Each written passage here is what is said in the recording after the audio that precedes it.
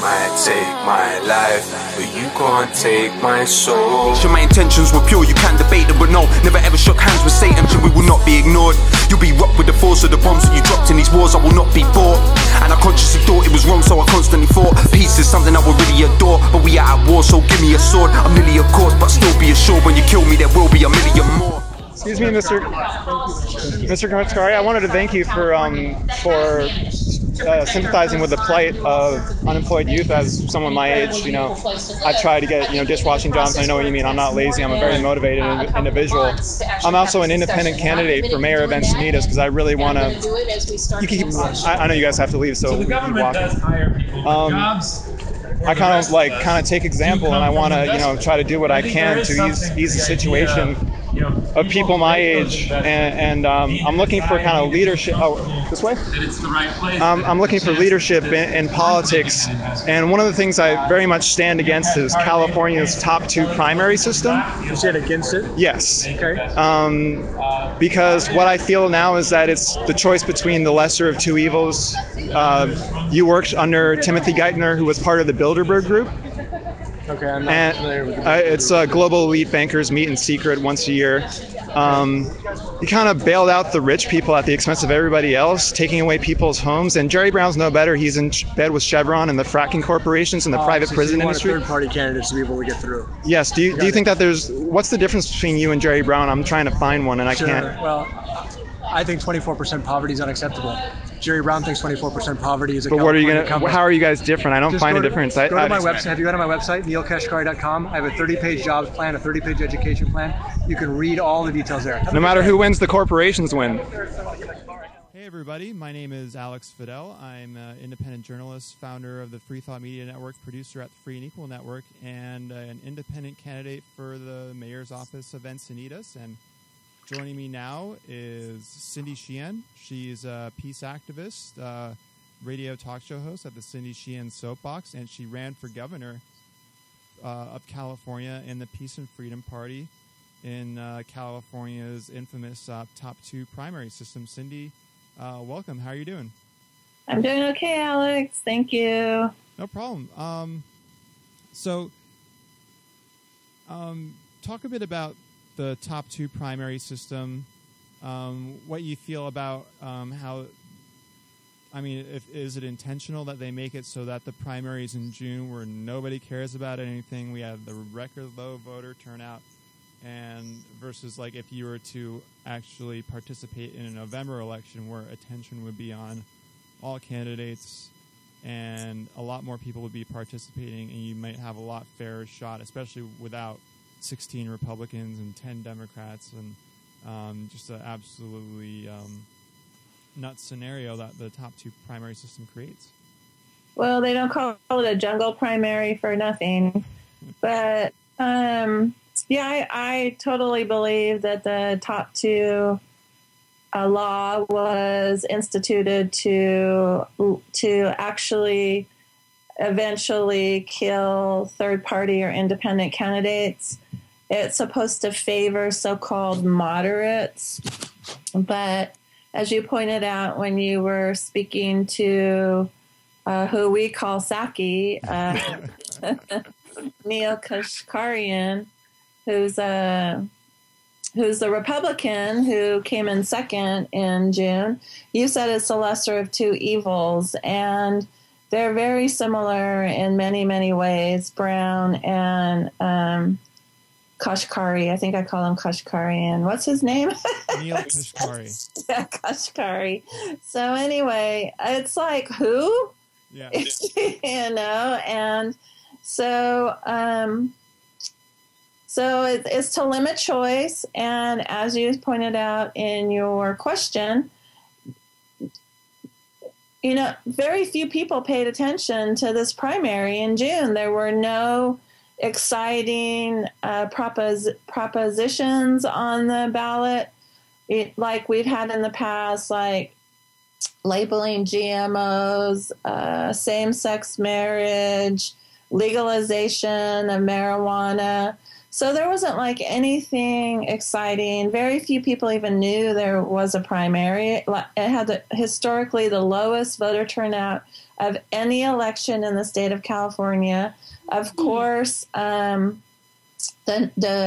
LA Times said it was because people are content with the way things are going in California.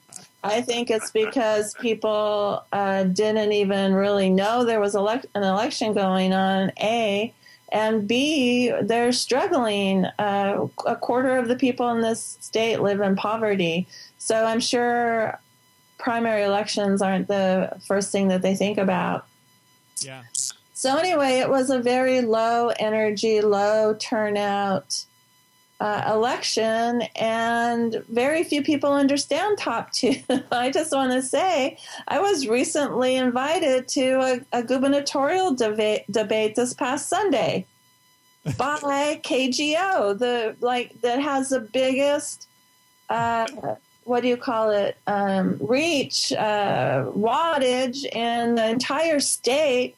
It's a huge news radio station, and they didn't even know that I wasn't running anymore. So what does that say?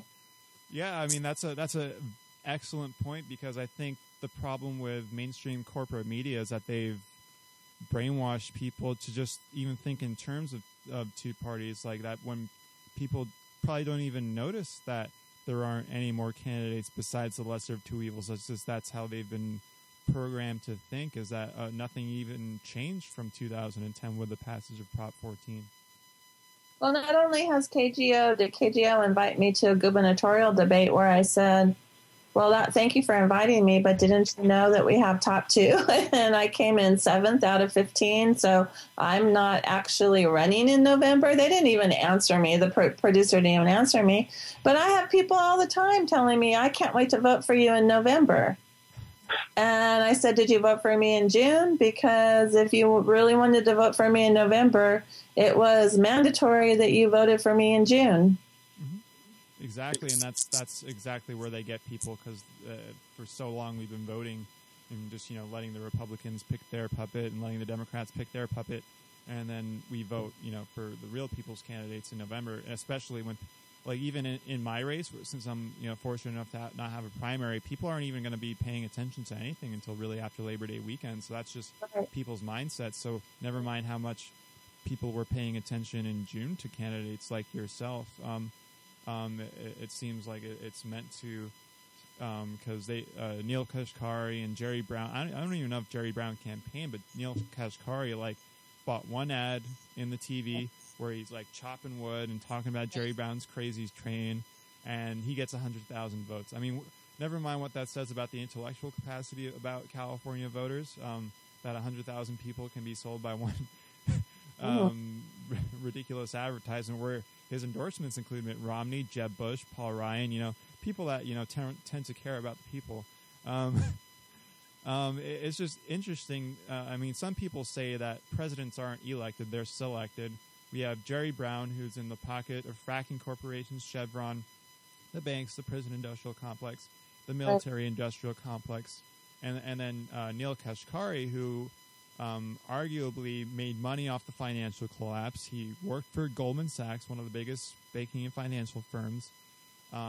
He then left Goldman Sachs to work under the Bush administration, where he then got lumped into the whole administration of the TARP bailout. So he, in a sense, got to bail out his former employer for their mistakes that he made money off creating, and then he slid right into the Obama administration, working under Timothy Geithner, and voted for Obama, and now he's running as a Republican, saying that he cares about the poor people and the plight of unemployed youths like myself. What do you make about just the homogeny of? I mean, is it even the lesser of two evils if it's the equal of two evils? It's the lack of choice here. Well, Kashkari at least has given lip service to poor people.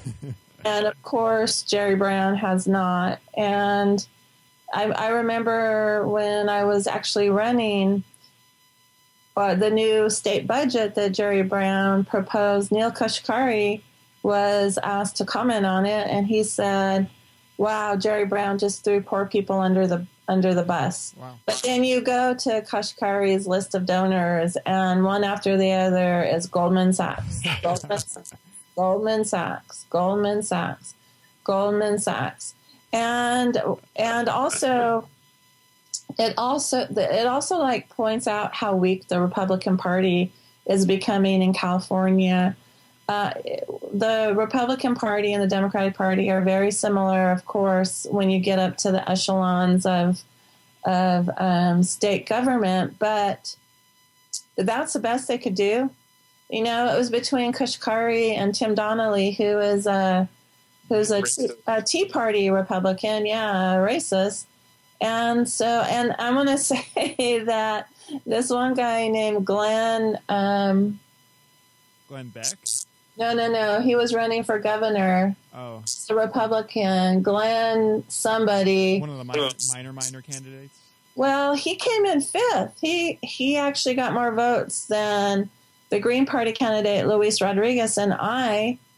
And he's a convicted, registered sex offender. Oh. So what does that say about the Republican Party in California? It's pretty pitiful.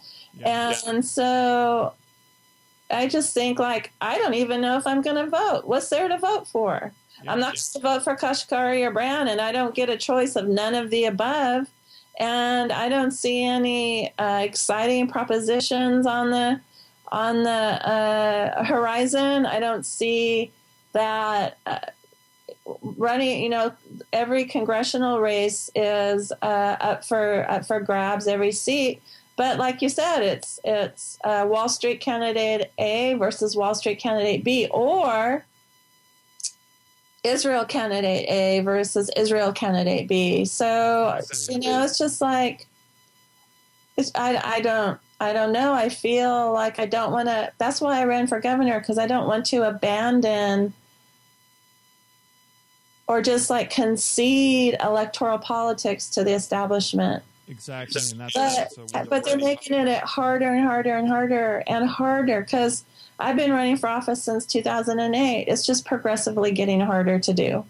Exactly, and it's a worthy cause to actually give we the people a legitimate, principled, honest alternative to vote for, and that's why I decided to run for office, because if it wasn't for me, and if it also wasn't for a chance to legalize medical cannabis dispensaries in a town where they have a de facto ban, I wouldn't even, I would sit at home instead of voting, because I don't think that there's any good propositions on the ballot. We tried for legalization of cannabis and hemp for a number of initiatives that would have done it, but none made it. Like you said, for Congress, it's I don't live in the district, but we have Carl DeMille versus Scott Peters. Scott Peters attended a pro-Israel rally, and he's a Democrat, and Carl DeMille has a foreign policy that is groomed by the military-industrial complex. My state assembly office is unopposed. It's the Republican only, so I literally have no choice. Yeah. And that's the case in many other races. I plan on really leaving much of those options blank. I don't want to vote for either Kashkari or Brown, and I plan on pretty much just voting for myself and the initiative, and maybe voting against a couple of incumbents. But it's really a miserable alternative, or not even an alternative here in California, and they're trying to introduce it in other states now. And I mean, the more it takes over in other states, the less of a possibility of really ending the wars in Congress are, because we have pretty much a uniformity amongst support for foreign aid to Israel or foreign aid to ISIS and other militant groups, support for all these corporations and favorable legislation to them. I mean, the longer these people stay in office, election after election, the worse the world is going to get. And I was talking to a couple of friends, some including some people from antiwar.com, and just saying like, what's going on right now is this is going to have some immediate effects. I mean, even probably by we'll start with airstrikes now in Iraq, but who knows? It could end up with boots on the ground and just being in Iraq again.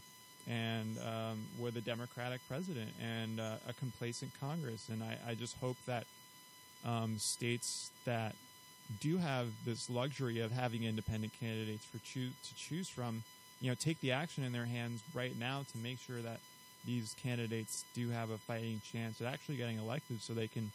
I mean, we really only need like a small, tireless minority in Congress to really stand against the foreign aid, stand against invasion of other countries, and then similarly on the state level and on the local level. So it really is a kind of a miserable alternative, and I really do feel I really do sympathize with your sentiments of not voting. If I lived in any other town or any other district, I would probably sit at home. I don't. Yeah, I don't live in your town, so I can't go vote for you. So there really is there's no alternative. I probably will go vote because I think that, I don't know. I think that you have to register an appearance, but I don't know. Maybe I'll just draw an X across the whole ballot. I don't know what else to do. So it's just super pathetic, and I can't understand why the voters in California would have passed Top 2, because to me, it's just the most obvious attempt of the establishment and the duopoly to take over elections, and attempt to even more than they did before. It's not like it's not like independent third parties were winning elections left and right. Yeah, it's just, and why can't voters see that? It's just really frustrating to me. Exactly. And I know education has dumbed a lot of us down, and TV has made things look glamorous or attractive or unattractive. They can do that too. So it's scary to me. And so besides politics, that just shows me we have to be really working on other alternatives for revolution. Exactly, like turning off your TV, supporting independent media, growing a garden in your backyard, supporting local organic farms, and shopping with your dollar. Supporting the BDS movement when it comes to divesting out of countries that commit war crimes against other people, maybe including such as this one in individual corporations. But like you said, it's just very sad that these are our lack of choices, because it really does have an immediate effect on people's lives, and it kind of comes at the time when now is really the time when people are starting to wake up and saying that we do want a third party and a third alternative, and but they're cutting us off through the system. So we have this movement that's rising, like more people voted third party in the 2012 election than ever before. More people are saying that the two-party system doesn't represent us. When I was canvassing to people, even in the 2012 election, I was saying, Obama's a war criminal. And they were saying, yeah, you're right, but I just don't want Obama or Romney to win. Yeah. And I think after, given what happened in 2013, almost invading Syria, all this stuff about the NSA coming out, Monsanto Protection Act, and what's going on now with, continuing to send weapons and money to Israel as they're running out from killing so many children in Gaza, I think people are starting to wake up and be like, hey, maybe that kid that talked to me on the streets was right. But they don't have this option now, especially Californians. So they're awake, but they're stuck. So it's almost like intentionally putting up that barrier in case the people do wake up. Well, yeah, probably, or it's just giving them more and more power and less chance of us actually waking up. Definitely. And you mentioned Israel candidate A versus Israel candidate B, and that's not even just on the federal level. On the state level, when it comes to Brown versus Kashkari, Jerry Brown met with Netanyahu to sign a pact, like a petition saying that we stand by private corporations privatizing Israel's water supply, which is also shared with the Palestinians. So therefore, 40,000 Palestinians lost part of their water rights because Jerry Brown just said, hey, I'm going to schmooze with Netanyahu, On the other hand, Kashkari worked under both the Bush and Obama administrations, and specifically Timothy Geithner is a Zionist. There's literally, Kashkari, if he was governor, he would probably do the same thing and have a nice little meeting with Netanyahu and endorse his war crimes. So it's another boondoggle that even at the state level they're participating in foreign policy. Well, especially an important state like California.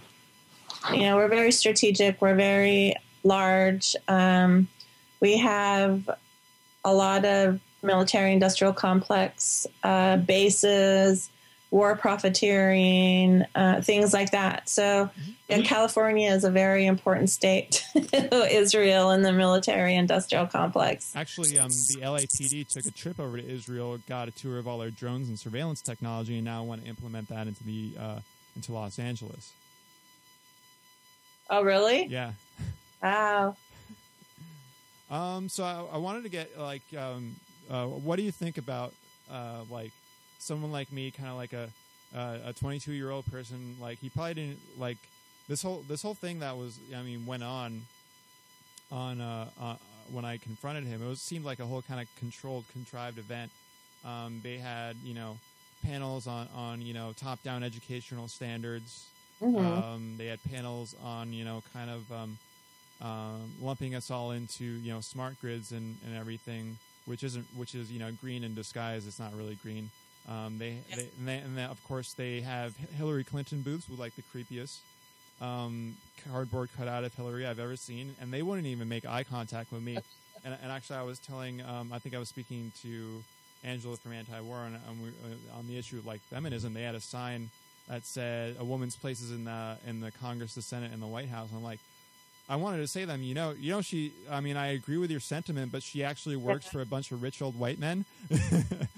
And she acts like a rich old white man. So what's the difference? Yeah. And then behind me was the Democratic Party booth. They had Jerry Brown trading cards. They had cardboard cutouts of Obama, and I was like, after kind of like seeing what's going on in Gaza, it's like you're glorifying someone who was responsible for the bloodshed of so many children. And I schooled them on Israel so much that they literally resorted to Sean Hannity talking points. They're like, Hamas terrorists, terror tunnels, human shields. Like, I'm like, you sound like Sean Hannity. And before they even said anything, I'm like, you don't have to watch Sean Hannity to be influenced by the mass psychology he has over this country.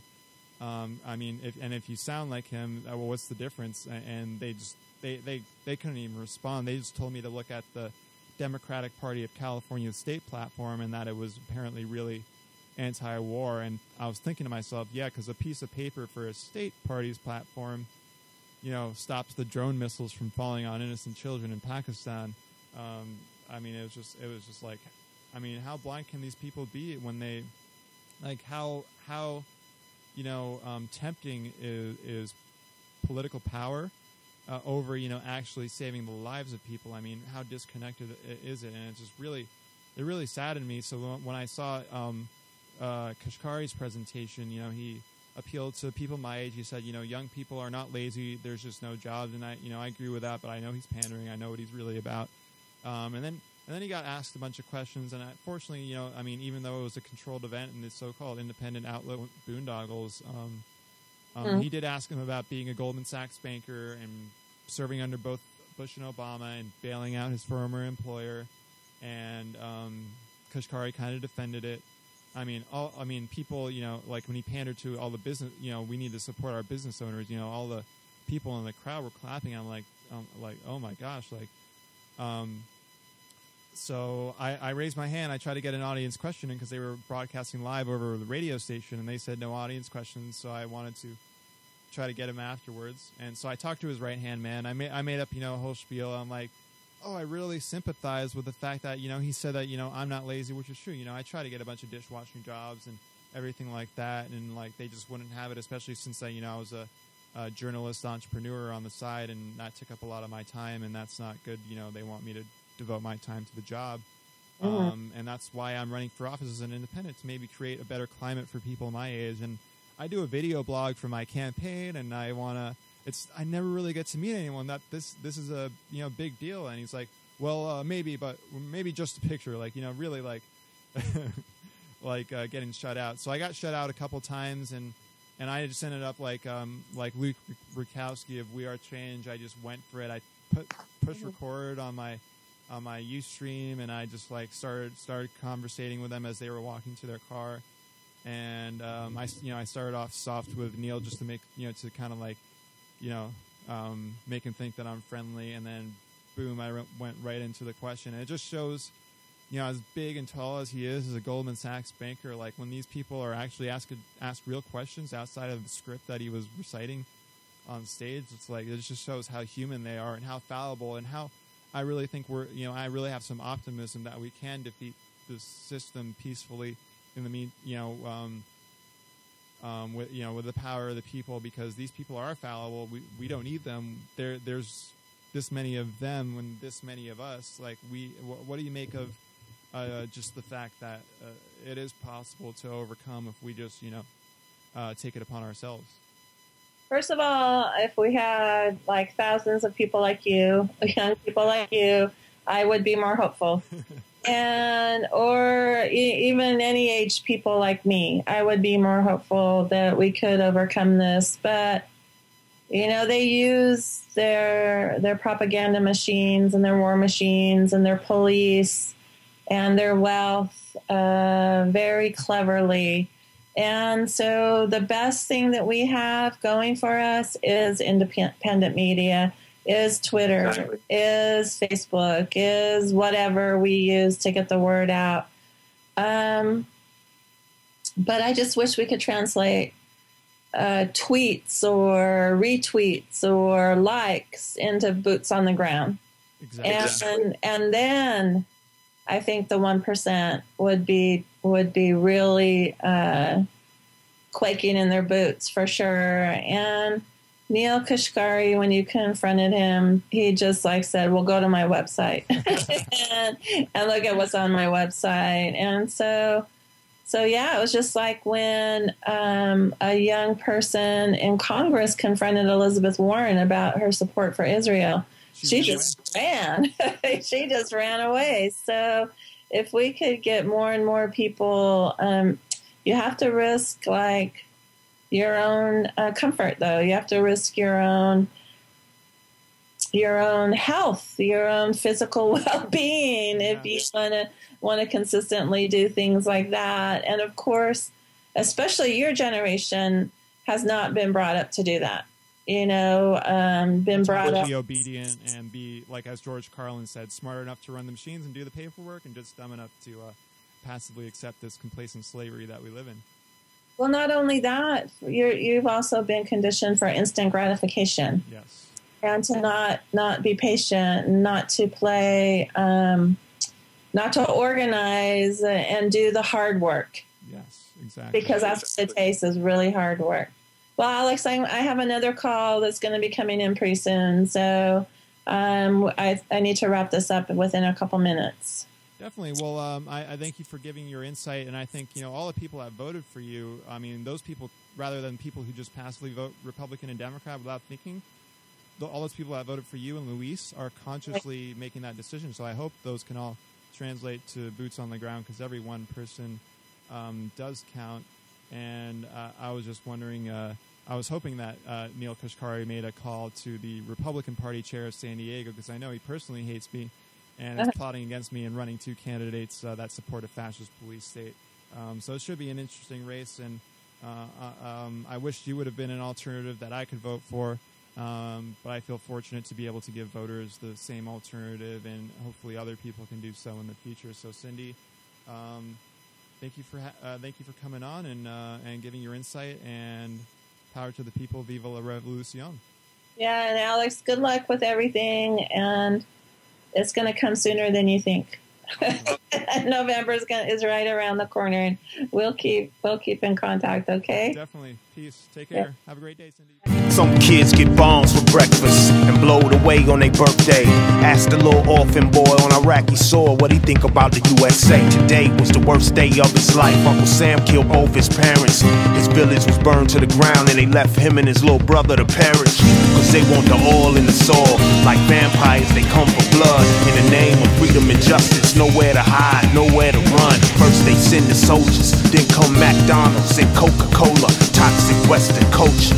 And once they take over, it's over. Mickey Mouse, Donald Duck, Halliburton, 7-Up, Walmart, Exxon, Blackwater, Ford trucks, APAC, Starbucks, IMF, Chevron. Who cares if you get stepped on? Get stepped on. In the name of progress, they business has no conscience. All they want is profits. It's obvious in Africa, it's obvious in Mexico, it's obvious in Cuba, it's obvious in Palestine. American invasion, foreign occupation, covert operation, oppressive domination. Resist. Privilege is threatened, the fear reigns supreme. Where bankers are earning from burning and looting, the nervous are shooting, we search for solutions. If a policeman can kill a black man where he found him, a soldier can kill an Afghan in the mountains. A petty thief can get ransacked from his housing while the bankers are lounging. That's my surroundings. Took land no one in your family has heard of. Before you sleep, whisper the mantra you learn, cause never will there be a day the cameras are turned off. Who runs this country, Cameron or murder? What goes on in my community? I strive for peace and unity. Although some can help, they choose to be greedy and refuse to help the needy. But I'ma fight this with a righteous format. They use the devil like a doormat. They're full of tricks, so don't pass them. You come across a 666, this smash.